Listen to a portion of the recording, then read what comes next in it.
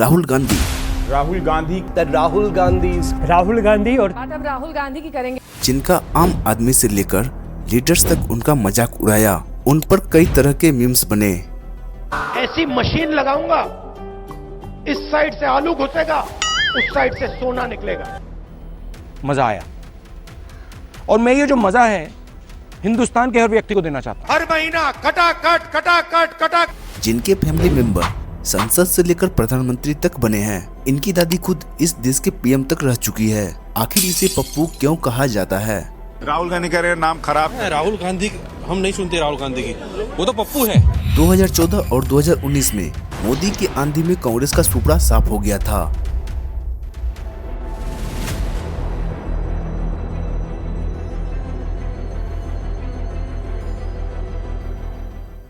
और लोग ये भी कहने लगे कि कांग्रेस का अब अस्तित्व ही खत्म हो चुका है और राहुल गांधी को लोग भूलने तक लग गए। राहुल ने सर जो ये अमीरी गरीबी की बात की। कौन राहुल? हमारे वाले राहुल। इसके बाद अचानक कैसे राहुल गांधी कमबैक किए हैं एक नए जोश के साथ और कांग्रेस पार्टी में जान डाल दिए हैं। जानेंगे इस वीडियो में, क्या राहुल गांधी पीएम बनने के हकदार हैं? क्या कांग्रेस आने वाले दिनों में बीजेपी को कड़ी टक्कर देंगे या फिर 2014 और 2019 की तरह ही हार का सामना करेंगे?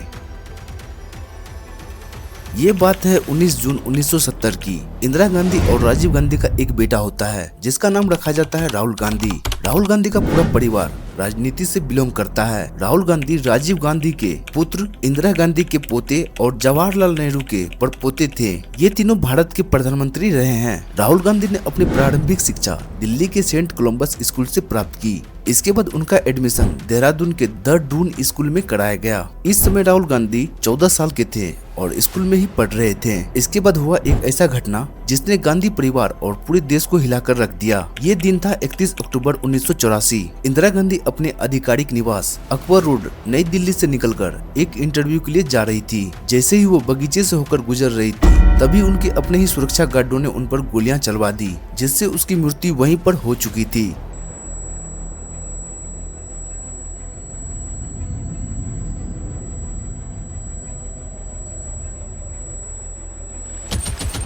इस घटना के बाद राहुल गांधी को अपनी पढ़ाई घर पे ही करनी पड़ी। इस घटना के कुछ सालों के बाद राहुल गांधी का एडमिशन दिल्ली के सेंट स्टीफन कॉलेज में होता है। राहुल गांधी अपने कॉलेज की पढ़ाई कर ही रहे थे कि इसके बाद एक और घटना ने उसे हिलाकर रख दिया। साल था 21 मई 1991। इस दिन राहुल गांधी के पिता तमिलनाडु में चुनावी रैली कर रहे थे। वो एक एक करके सभी कार्यकर्ता से मिल रहे थे। इसी दौरान सुरक्षा की लापरवाही के कारण एक आत्मघाती बम विस्फोट में उनकी जान चली जाती है और कई लोग घायल हो जाते हैं। राहुल गांधी पहले अपनी दादी और अब अपने पिता को खो चुके थे। इस राजनीति के चलते सुरक्षा कारणों और राहुल गांधी की सेफ्टी को देखते हुए उसकी मां सोनिया गांधी राहुल गांधी को विदेश भेज देते हैं और यहाँ तक कि राहुल गांधी का नाम बदलकर राहुल विंसी कर देते हैं। इसके बाद राहुल गांधी आगे की पढ़ाई हार्वर्ड यूनिवर्सिटी से पूरा करते हैं। इसके बाद फ्लोरिडा के विंटर पार्क रोलिंस कॉलेज में एडमिशन लेते हैं और 1994 में ग्रेजुएशन की डिग्री प्राप्त करते हैं। एक साल के बाद कैम्ब्रिज के ट्रिनिटी कॉलेज से पोस्ट ग्रेजुएट करते हैं। सोनिया गांधी कभी नहीं चाहती थी कि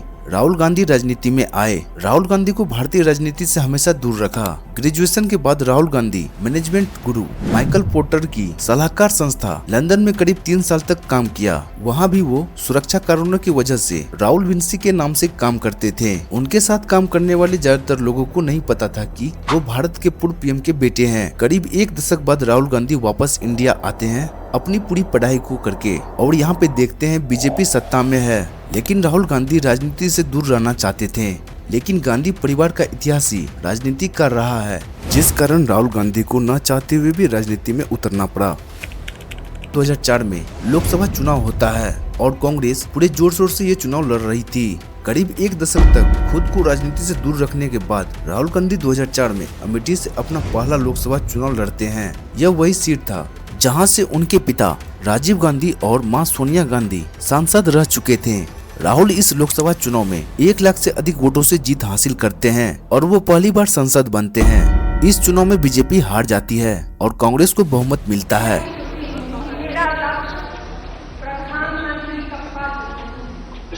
अब यहाँ पे बात आती है कि देश का प्रधानमंत्री किसे बनाया जाए। इसके लिए पार्टी के सभी लीडर्स सोनिया गांधी को चुनते हैं, लेकिन राहुल गांधी नहीं चाहते थे कि सोनिया गांधी प्रधानमंत्री बने, क्योंकि राहुल गांधी को लग रहा था कि उनकी दादी पीएम बनी, उसकी हत्या हो गई, उनके पापा पीएम बने, उनकी हत्या हो गई। अगर ऐसे में मेरी माँ पीएम बनेगी तो इसे भी मैं खो दूंगा, जिस कारण राहुल गांधी सोनिया गांधी को पीएम बनाना नहीं चाहते थे। इसके बाद पार्टी के समझौते के बाद डॉक्टर मनमोहन सिंह को पीएम बनाया जाता है।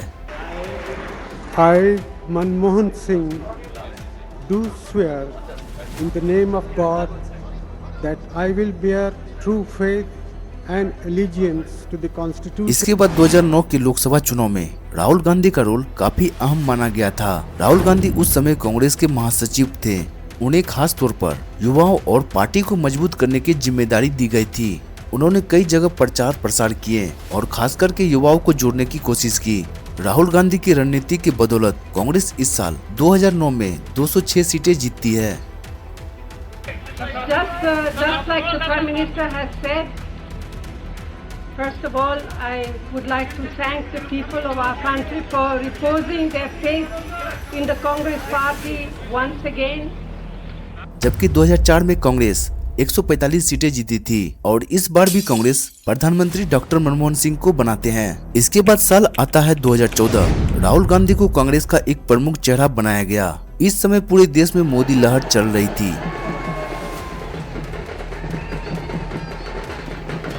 और इस चुनाव में कांग्रेस की करारी हार होती है। I'd like to start by congratulating the new government. इस इलेक्शन में कांग्रेस को सिर्फ 44 सीटें मिलती है और बीजेपी को 282। ये हार कांग्रेस के इतिहास में अब तक की सबसे बड़ी हार थी और यहाँ से कांग्रेस का डाउनफॉल शुरू होता है। 2014 से 2017 के बीच कई स्टेट के इलेक्शन होते हैं, उसमें भी कांग्रेस की हार होती है और कई स्टेट कांग्रेस के हाथ से निकल जाती है, जैसे महाराष्ट्र, हरियाणा, झारखंड, असम, उत्तराखंड, मणिपुर। इसके अलावा और भी कई स्टेट। इसके बाद तो राहुल गांधी पर कई तरह के मीम बनते हैं। ऐसी मशीन लगाऊंगा, इस साइड से आलू घुसेगा, उस साइड से सोना निकलेगा। मजा आया और मैं ये जो मजा है हिंदुस्तान के हर व्यक्ति को देना चाहता हूं। 1 लाख रुपया हर महीना कटा। अपोजिशन पार्टियां राहुल गांधी को इस हार के बाद पप्पू कहने लगते हैं और मेरे अंदर, आपके अंदर मेरे लिए नफरत है, आपके अंदर मेरे लिए गुस्सा है, आपके लिए मैं पप्पू हूँ। इसके बाद साल आता है 2019 और इस साल लोकसभा का चुनाव होना था। इस चुनाव में बीजेपी पूरी जोश के साथ मैदान में थी। इस साल के लोकसभा इलेक्शन में कांग्रेस 421 सीटों पर चुनाव लड़ते हैं, जिसमें 52 सीटों पर जीत मिलती है। इस साल पिछले इलेक्शन के मुकाबले 8 सीटें ज्यादा जीतती है। इस साल राहुल गांधी 2 जगहों से चुनाव लड़ते हैं, अमेठी और केरल के वायनाड से, और यहाँ अमेठी में स्मृति ईरानी से चुनाव हार जाते हैं, जबकि केरल का वायनाड का सीट जीत जाते हैं।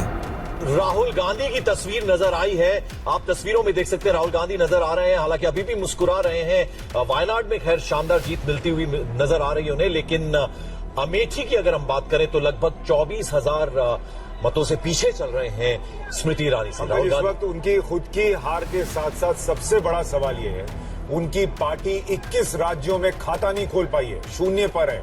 और उनकी इस हार की वजह से राहुल गांधी कांग्रेस के अध्यक्ष पद से इस्तीफा दे देते हैं और कुछ सालों तक गायब हो जाते हैं। सबको लगा कि कांग्रेस पार्टी की नैया अब डूब चुकी है, यहाँ तक कि राहुल गांधी को लोग भूलने लगे। राहुल ने सर जो ये अमीरी गरीबी की बात की। कौन राहुल? हमारे वाले राहुल। साल था 2022। राहुल गांधी कमबैक करते हैं एक नए जोश के साथ और भारत जोड़ो यात्रा की शुरुआत करते हैं। 7 सितंबर 2022 को कश्मीर से कन्याकुमारी तक 3570 किलोमीटर लंबी 150 दिवसीय नॉन स्टॉप पदयात्रा की शुरुआत करते हैं, जो देश भर के 14 राज्यों से होकर जनता के बीच जाकर उनकी समस्या को सुनते हैं। इस पदयात्रा में राहुल गांधी बच्चे, बूढ़े, जवान सभी से मिलते हैं। इस यात्रा के बाद कांग्रेस में एक नई जान आ जाती है। इसके बाद राहुल गांधी बीजेपी को हर मोर्चे पर घेरने लगती है, चाहे वो अडानी हिंडनबर्ग मामला हो। That no investigation took place, and the only reason no investigation took place is because the Prime Minister didn't want an investigation to take place. Mr. Adani cannot stop an investigation. The Prime Minister can. With regards to the India alliance, this is a national issue. This is not an issue of any one party. This is a national issue. This is an issue that affects India's reputation. बेरोजगारी और महंगाई, किसानों का मुद्दा, MSP हो, मणिपुर हिंसा पर मोदी सरकार की चुप्पी पर सवाल, मीडिया, चुनाव आयोग, ED, CBI जैसी एजेंसियों का दुरुपयोग का मुद्दा, संविधान बचाने का मुद्दा, इन सभी बातों को लेकर कांग्रेस बीजेपी को घेरती है। अगर ये इंस्टीट्यूशंस अपना काम करते, अगर CBI अपना काम करती, ED अपना काम करती, तो ये नहीं होता। इसके बाद साल आता है 2024। इस साल लोकसभा का इलेक्शन होता है। बीजेपी 400 सीट का नारा दे रही थी। अब की बार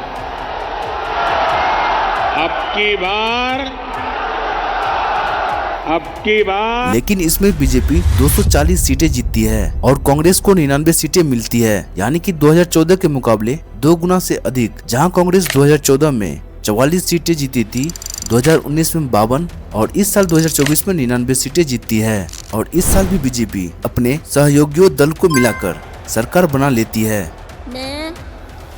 मैं नरेंद्र दामोदर दास मोदी।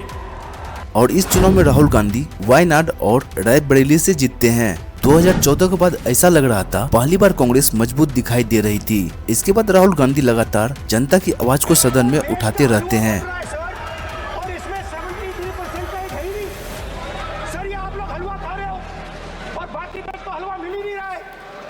इसके बाद राहुल गांधी स्टॉक मार्केट के स्कैम के बारे में बताते हैं कि 4 जून से पहले बीजेपी वाले कह रहे थे कि खरीदो, स्टॉक मार्केट को मैनिपुलेट किया जा रहा है। प्रधानमंत्री ने 2-3 बार 4 बार देश को कहा कि स्टॉक मार्केट तेजी से आगे बढ़ने जा रही। होम मिनिस्टर ने सीधा कहा कि 4 जून को स्टॉक मार्केट आसमान में जाएगी, लोगों को खरीदना चाहिए।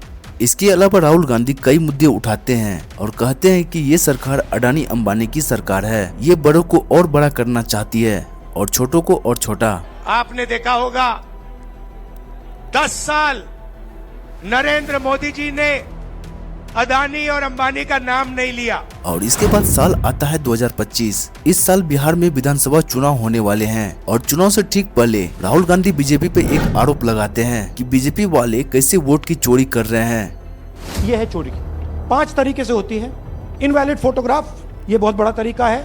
इसमें या तो इनकी फोटो है ही नहीं पोलिंग वोटर लिस्ट पे, या फिर इतनी छोटी है कि पहचानी नहीं जाती। ये एक गंभीर मुद्दा था, लेकिन इस पर बीजेपी वाले कोई जवाब नहीं देते हैं। इसके बाद राहुल गांधी वोटर अधिकार यात्रा करते हैं, जिसमें एक बार फिर लोगों के बीच जाकर लोगों की समस्या को सुनते हैं।